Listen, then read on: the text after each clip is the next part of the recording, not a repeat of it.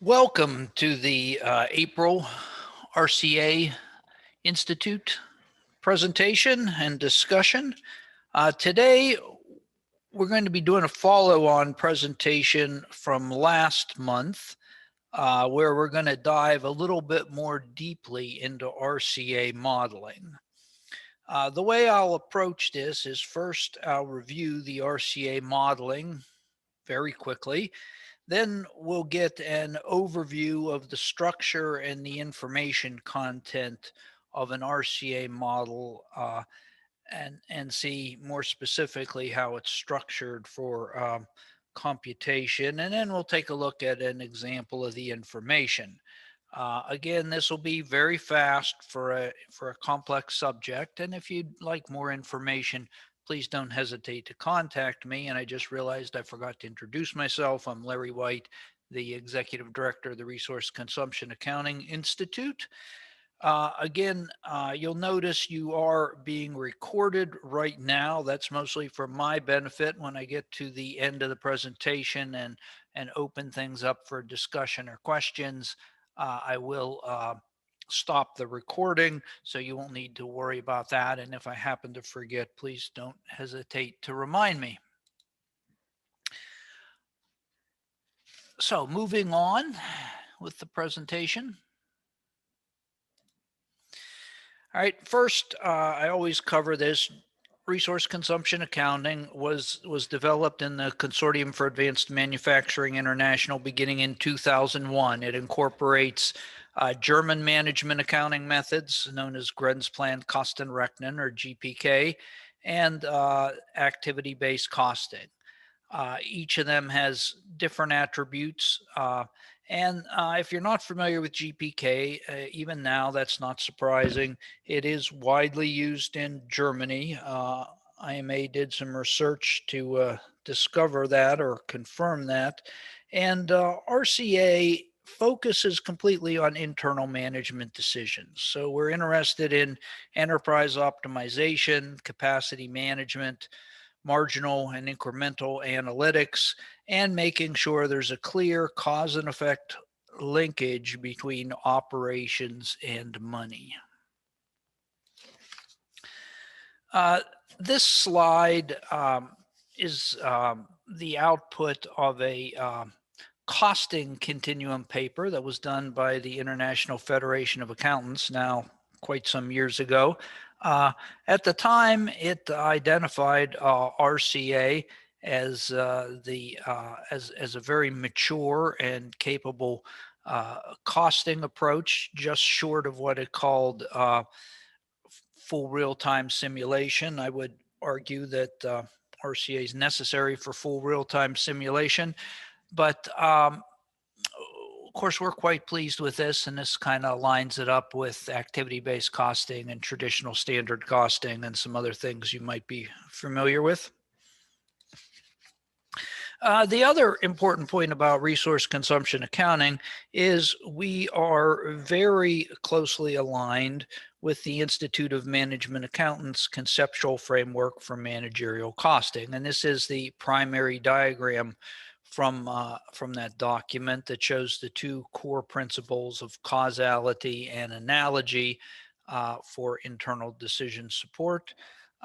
RCA focuses very much on creating an operational model that is then costed. And that serves as a baseline optimization information. So we don't create, if you would, a financial model first. We focus on the operational model first, the quantitative flow of resources through processes in an organization, and then we structure the cost to support that. Just a little bit more on that. There are, in addition to the two principles, several concepts that are associated with each of the principles, and some constraints, because of course you can't do everything perfectly when it comes to modeling, and particularly cost modeling. Now, A lot of this was covered last week, so I'm going to whip through it very quickly. Picture all of these squares as various types of resources in your organization. And what you're seeing on this slide is down towards the bottom, the resources seem to be a little more organized into cohesive groups, whereas up at the top, and the bottom is meant to represent operations, because that's normally the case. And up there in the support and admin area, the resources are, kind of grouped, but it's a little bit fuzzier. So the first step really in RCA modeling is to identify the resource pools and their outputs, homogeneous outputs for the most part, and identify the causal relationships. So what you see here is all of these groups of resources are organized into what we call resource pools, and they have an arrow. Now there may be multiple arrows because a resource pool can provide support to more than one other resource pool, but just for simplicity's case, I've put only one arrow. So the second step then, after we've identified the resource group and the output, is to define the relationships between the individual resources and the homogeneous output of each of the resource pools. So we call this the primary consumption relationship, where we look at all of the resources and see how they impact or are impacted by the output of the resource pool. So in this case, the primary ways are they're either fixed or proportional. And in this case, the solid line would represent fixed and the dotted line would represent proportional. And of course, the same colored resources, would tend to have the same relationship.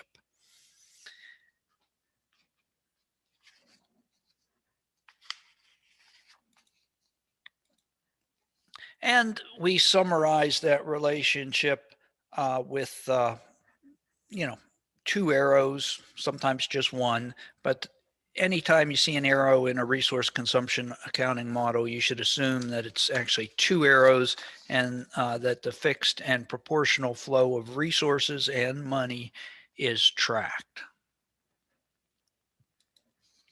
Now, I want to take you back to this slide because what we want to emphasize here is resource pools don't stand alone. They're often supported by other resource pools. So there are what we call secondary consumption relationships. So we have to show the flow of resources in their fixed and proportional quantities, as well as the money that come from other resource pools that support a resource pool in doing what it does. So those are secondary consumption relationships. And then we summarize the entire thing, usually with just a minimum number of arrows. And like I say, there's an assumption that all arrows contain a fixed and a proportional component. Now, that was theoretical, of course. Let's look at a little bit more of a tangible example. So here we have the get well plant. And just to keep things simple, we're going to look at the production clean room. So the get well plant, we'll say, produces 4 pills, millions of some, hundreds of thousands of one. It doesn't really matter that much since I want to focus on the modeling and the information that RCA produces about the facility. So we have two production lines. At the bottom, we have production line 1, which is old and depreciated. So we've made that a cost center by itself because we follow the principle of homogeneity, and one of the principles of homogeneity is the level of technology. So we separate the two production lines out, because production line 2 at the top is newer and produces at a different rate. Then there are a packaging cost pool and or cost center, and the packaging cost center, we put together the two lines because the packaging equipment is the same on both, and the human resources associated can work one or the other, and both lines can package output from one or the other production line. Well, then there are some other resource pools, and in this case, I'm going to pick a few support resource pools. Here we've decided to pick utility and facility. In this case, it's the square feet of building that are available. Then there's one for a utility and facility, a resource pool for kilowatt hours. We have system support, and we have maintenance, and that's the labor hours. What you can see in each of those, for each of those resource pools, is the theoretical output of them up in the upper right-hand corner. We also have here a distribution resource pool down in the lower right, and it's a direct input to product. So this is kind of the parts of the factory that we're going to be engaged in modeling. So how do we build a resource consumption model? What level of aggregation would you go for? Because I've defined a level of aggregation, but much depends on the strategic objectives and the types of decision the company needs to make. You could go more granular than I've shown here. It's really a complexity and information needs sort of judgment. So I've chosen an approach here, but there are other ways to do this. So I've made cost center 1, production line 1, into 2 resource pools. I've made them into a labor and a machine resource pool. Now, why have I done that? Because they have very different characteristics.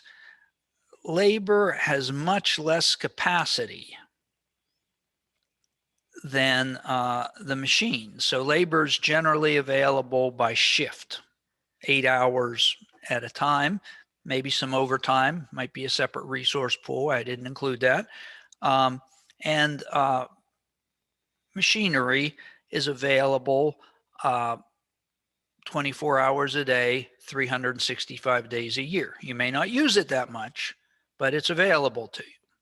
So let's look down below, and we see how each of the support resource pools interact with the two production line resource pools. And we've drawn those lines appropriately, remembering that each line represents both fixed and proportional relationships. So we've done the same thing with production line 2. Again, labor, machines, and then the support relationships. We've done the same with the packaging. Again, labor, machines, because we have the same situation, and the support resource pools. Sorry, it's a little repetitive, but we got to show this. Then we take a look at the support resource pools and the distribution resource pool, because the support resource pools not only support production, they support each other, as well as distribution. So there's relationships there.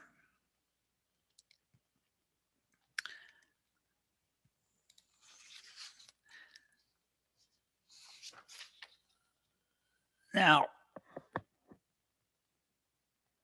all of these relationships need to be solved to understand the impact of the primary and secondary inputs.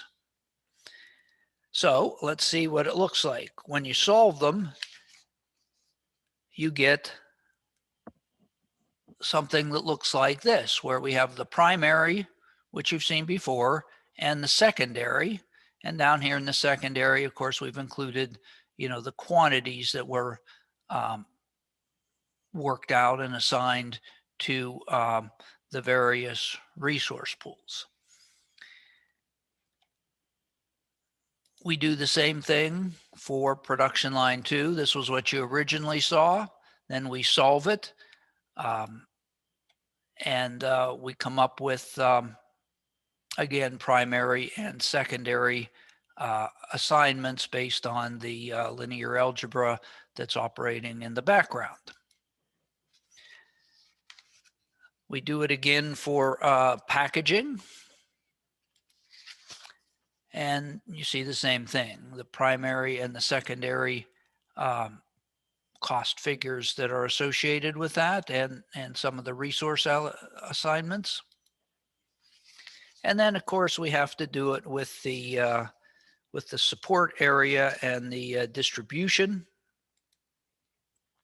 And we get, the same thing, primary and secondary distributions.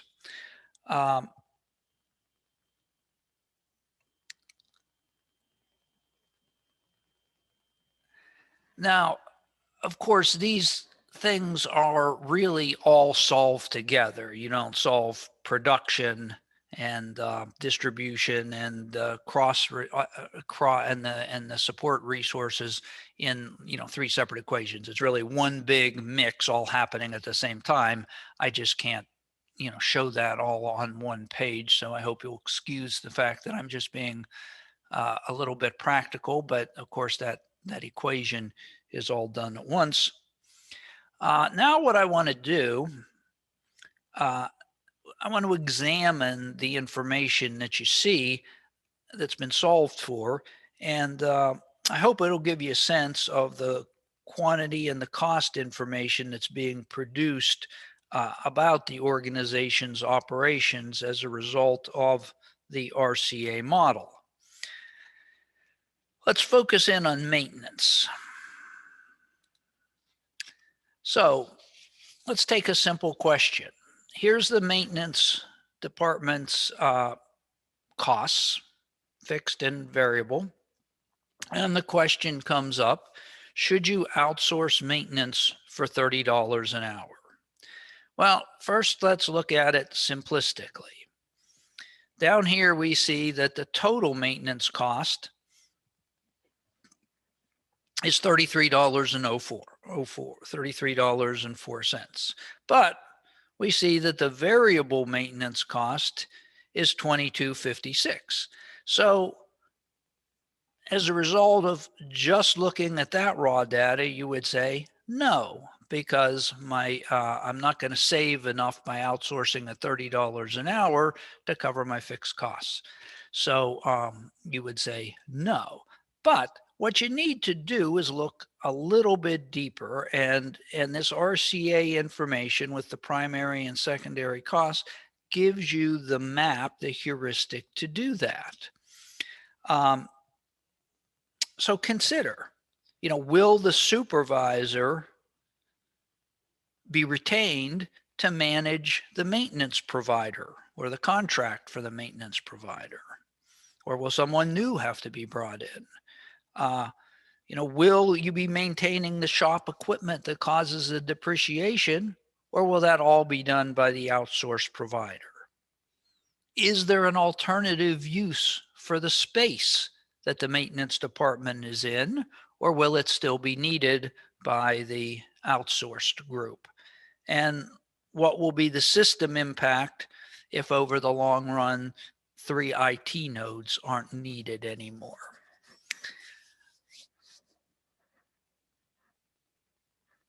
So what we're looking at is not only do we have an initial indication with the total, the fixed, and the variable unit costs broken out, but we also have the information, a readily available checklist to walk through and say, under this decision scenario, will these costs be avoidable as we anticipate?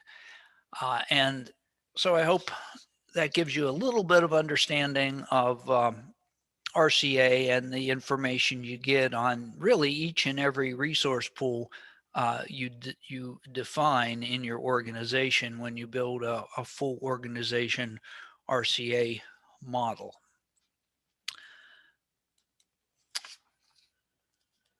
So I have gone through this example. I know it was quick. I know I didn't really show you any math, just the output of some calculations.